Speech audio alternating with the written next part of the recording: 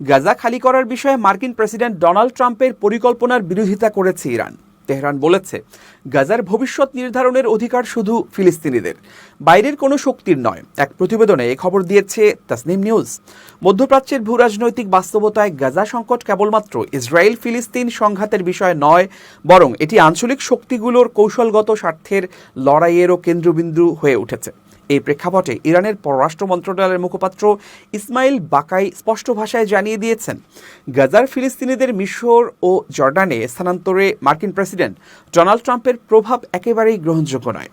একই সঙ্গে পশ্চিম তীরে ইসরায়েলের অব্যাহত আগ্রাসন এবং গাজায় যুদ্ধবিরতির পরও চলমান সহিংসতা নিয়ে উদ্বেগ প্রকাশ করে তিনি আন্তর্জাতিক সম্প্রদায় ও ইসলামী দেশগুলোর প্রতি কার্যকর ব্যবস্থা নেয়ার আহ্বান জানিয়েছেন। এদিকে ফিলিস্তিন ঘিরে থাকা 5টি আরব দেশ এক যৌথ বিবৃতিতে মার্কিন প্রেসিডেন্ট ডোনাল্ড ট্রাম্পের গাজা উপত্যকার বাসিন্দাদের পুনর্বাসনের প্রস্তাবের তীব্র বিরোধিতা করেছে।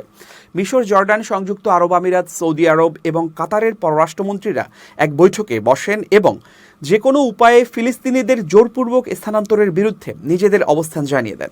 বৈঠক শেষে এক বিবৃতিতে তারা জানিয়েছেন, গাজার বাসিন্দাদের অন্য দেশে স্থানান্তরের প্রস্তাব আঞ্চলিক স্থিতিশীলতা বিনষ্ট করবে এবং সংঘাত বাড়িয়ে তুলবে। রয়টার্স জানিয়েছে, এ নিয়ে 5 আরব দেশের পররাষ্ট্রমন্ত্রীরা মার্কিন পররাষ্ট্রমন্ত্রী মার্কো রুবিওকে একটি যৌথ চিঠি দিয়েছেন। চিঠিটি সোমবার পাঠানো হয়। এছাড়া চিঠিতে সই করেছেন ফিলিস্তিনের প্রেসিডেন্ট উপদেষ্টা হুসেইন আল শেখ।